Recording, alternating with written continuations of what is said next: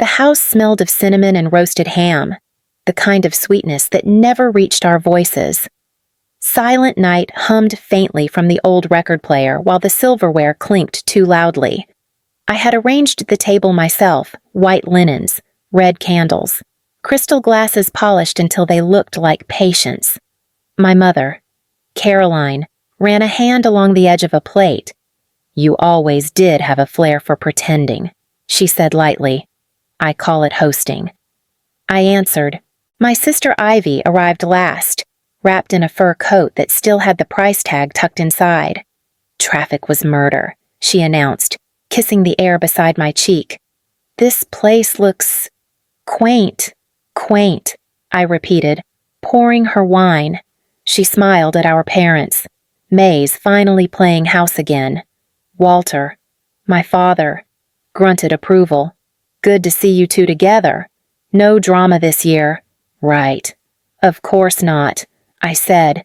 Dinner started like a photograph, everyone performing warmth. Ivy complained about the cold. Caroline offered her my scarf. I served the turkey, listened, nodded. When my phone buzzed with a work alert, I slipped into the kitchen to check it. A live auction was closing in Hong Kong. I opened my laptop for 30 seconds, just to confirm the sale.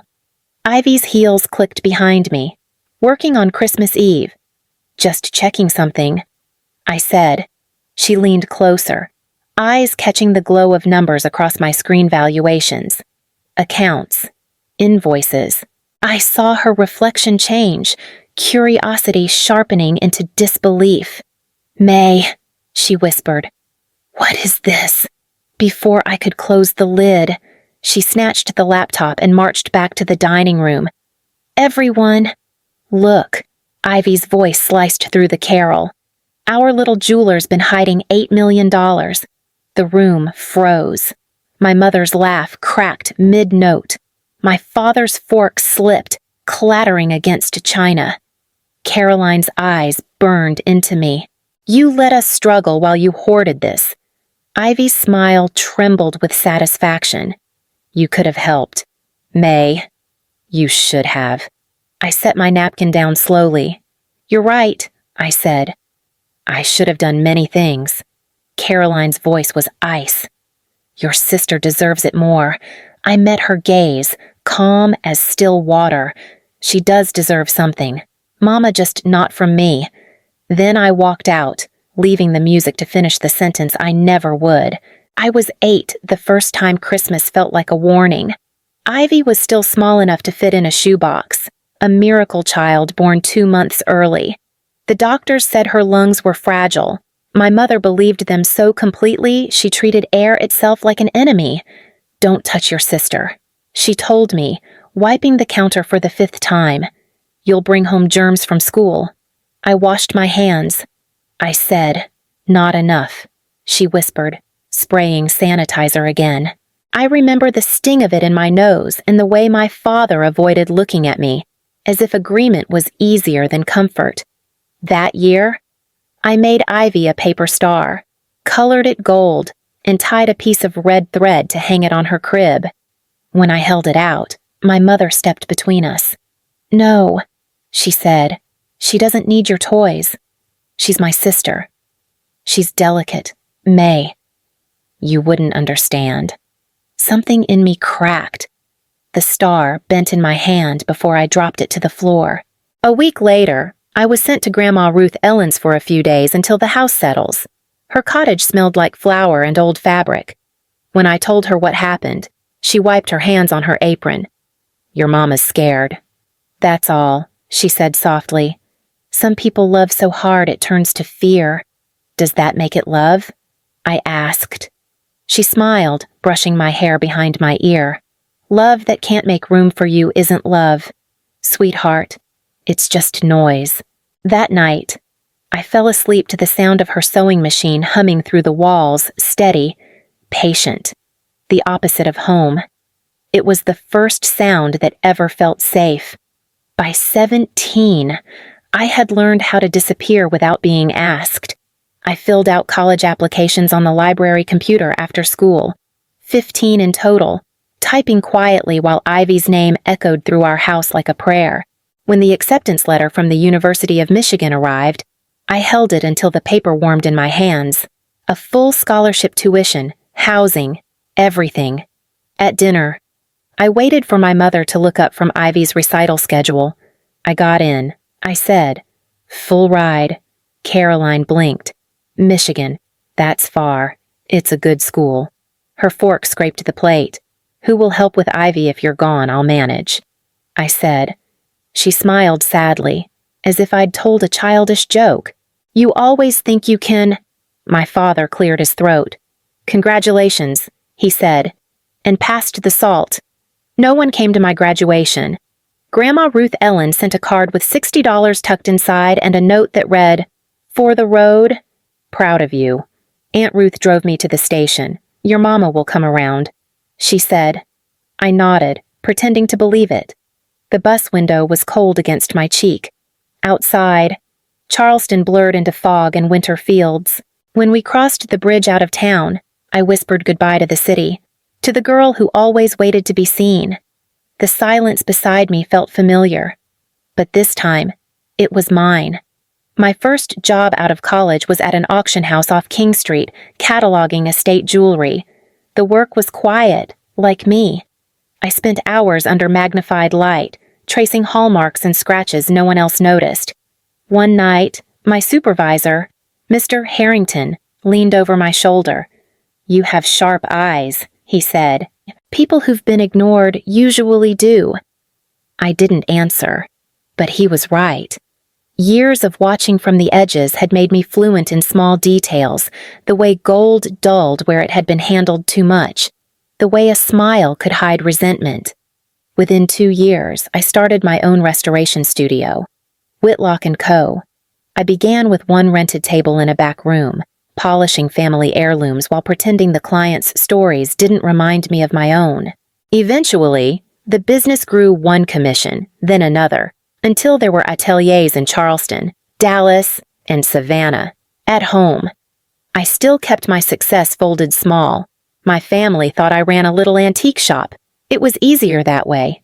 I wore Target sweaters to Sunday dinners, left my Hermes bags in the closet. My mother would pour wine and sigh. "Your sister works so hard. She deserves a break. She's taking one," I'd say quietly. Caroline smiled the way she did when she wanted to remind me of my place. "Maybe you could help her out. You've always been good with money." So I transferred $4,000 each month, then 5, then 7. I called it kindness. But every time I hit send, I felt a little smaller, as if I were paying rent to stay invisible. The call came just after midnight. I almost didn't answer. But my mother's name flashing on the screen still made my chest tighten. "May, honey," she began, voice soft and measured, the way people speak when they're about to ask for something. "Your sister's been accepted into the MBA program at Duke. It's expensive, but she deserves the best." I sat on the edge of my bed. "That's great for her. She'll need help with tuition," Caroline continued. "You know how hard she's worked. I've already helped. This is different," she said quickly. "Think of it as an investment in family." Her tone left no space for refusal, only guilt. I didn't argue. I just listened to the hum of her breathing until she hung up. 2 days later, an email arrived, an invoice marked $86,000, the amount circled in red. No greeting, no thank you, just expectation. I printed it out and stared at the paper until the numbers blurred. My wine sat untouched on the counter. The tree in the corner blinked in soft gold, patient, waiting. When Ivy texted later, Mom said, "You'll take care of it." Thanks. Something inside me shifted. I turned off the lights, sat in the dark, and whispered to no one. Maybe they're right. Maybe peace is just another bill I keep paying. Then I picked up the phone and made a different plan for Christmas. This time, it would be mine. By Christmas Eve, my townhouse smelled of sage and roasted apples. The caterers had already left, leaving quiet behind them just the way I wanted it. I checked every glass, every plate, as if perfection could buy calm. When the doorbell rang, I braced myself. Caroline walked in first, wrapped in mink and perfume. "This is lovely," she said, scanning the gold chargers. "You didn't take out loans for this, did you? I can handle it," I said. Walter followed, adjusting his tie. "Good to see you hosting. Maybe we'll make this a tradition." I smiled. "Let's see how tonight goes." Ivy arrived last, her laughter filling the hallway before she did. "Wow," she said, eyes flicking to the chandelier. "Guess business isn't so little anymore." "Still small," I replied, pouring her wine. She held the glass up to the light. "Tastes expensive." "Just well chosen." We sat. The candles trembled with the air. Ivy talked about friends, travel, plans. Caroline nodded proudly, interrupting only to correct Ivy's grammar or praise her dress. When Walter asked about my work, Caroline cut in. "You know May, quiet, steady. Not everyone needs the spotlight." I looked at her, then at Ivy, who was scrolling her phone under the table. "Spotlight's not really my thing," I said. Dinner passed in rehearsed laughter and careful silences. Every time Ivy spoke, Caroline leaned closer. Every time I did, she refilled her glass. When the plates were cleared, my mother raised her glass. "To family," she said. I echoed softly. "To peace." No one noticed the difference. But I did. The word felt heavier, sharper. It didn't sound like surrender anymore. It sounded like warning. Halfway through dessert, I slipped into the kitchen to check a live auction closing in Hong Kong. A rare sapphire brooch was about to sell, and I wanted to confirm the final bid. The laptop screen glowed faintly in the dim light. Behind me, Ivy's heels clicked against the hardwood. "Still working," she said, reaching for another bottle of wine. "Just a minute," I murmured. She poured herself a glass, then turned toward the counter. "You never stop, do you?" When her gaze caught the open spreadsheet, she froze. My company's valuations, client contracts, balance sheets, everything stared back at her in tidy columns. Her eyes widened. "Is this all yours?" Before I could close the lid, she snatched the laptop. "Unbelievable," she whispered, and walked straight back to the dining room. "Ivy," I said quietly, following her. She raised her voice so the room could hear. "Everyone, look what our modest May has been hiding." The screen faced them, rows of numbers glowing $8.6 million. Caroline's laugh cracked mid-breath. "That can't be right. She just fixes old jewelry." Walter frowned. "May," I met their eyes. "It's real." Caroline's tone sharpened. "You let us struggle while you sat on this I didn't owe anyone struggle." I said. Ivy set the laptop down like proof in a trial. "You could have helped me." "May." "You should have. I deserve at least a chance." "You always got one," I said softly. Walter slammed his fork against the table. "After all we've done for you," Caroline's voice rose, "your sister needs support." The music from the other room shifted to Silent Night. I pushed the chair back and stood. "You're right, Mama," I said. "She does deserve something, just not from me." And as I walked out, the song kept playing, gentle and cruel all at once. 3 days later, my assistant, June Keller, buzzed through the intercom. "May, your family's here." I looked up from my desk. "Let them in." Caroline led the way, her pearls shining brighter than her smile. Walter followed, jaw tight. Ivy trailed behind in oversized sunglasses, pretending not to tremble. "May," my mother began gently, "we're here to work this out."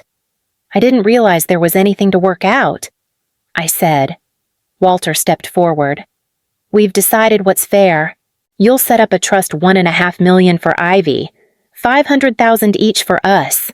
The precision in his tone made me laugh once, softly. "You supported me." Caroline's lips thinned.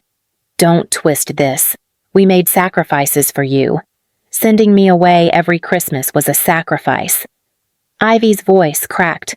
I just need a fresh start. You have everything. I stood, my voice steady. You've been starting over your whole life. Ivy. And someone else has always paid for it. My mother's face hardened. You will regret this. We're family. No. I said, we're finished. I turned to the security guard near the elevator. Please escort them out. Caroline gasped. You're throwing your parents out. Yes, I said quietly, and I should have done it years ago. That night, the city outside my window was silent, heavy with rain. I opened my laptop, the same one Ivy had held like a weapon, and scrolled to the section labeled Family Support. The cursor blinked beside the number that had defined my peace. I hovered, then pressed cancel. A small chime confirmed it one sound, almost nothing, but my hands trembled. My phone lit up instantly. Caroline's name, then Walter's, then Ivy's. Calls, texts, voicemails stacked like old debts. I let them ring.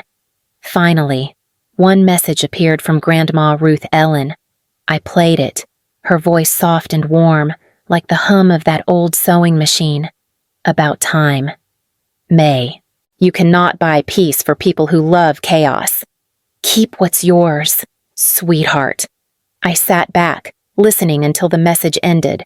The silence that followed wasn't empty. It was clean. For the first time in years, I didn't feel the need to explain myself.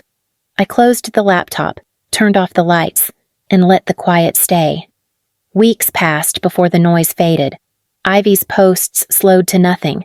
The comments died, and the Whitlock family name finally drifted out of conversation. One evening, an envelope arrived with no return address. Inside was Grandma Ruth Ellen's old music box and a folded note. Proud of you, sweetheart. You finally kept what's yours. I wound the key and set it on the table. Silent Night played softly, tinny but true. June knocked on my office door. Heading out. Boss. You okay, I am, I said. She smiled. Good. Merry Christmas. May. When she left, I poured a glass of wine and lit a single candle by the window. The flame caught in the reflection of a sapphire bracelet waiting to be cataloged. I lifted it gently, the stone gleaming like something alive. This year, I whispered, I did not unwrap presents. I unwrapped peace. Outside, the bells from St. Andrews rang across the harbor. I let the sound fill the room, soft and steady. People think revenge is loud doors slamming, voices breaking. It isn't. It is one click ending a payment, one breath taken without fear. And in that quiet, I finally heard myself.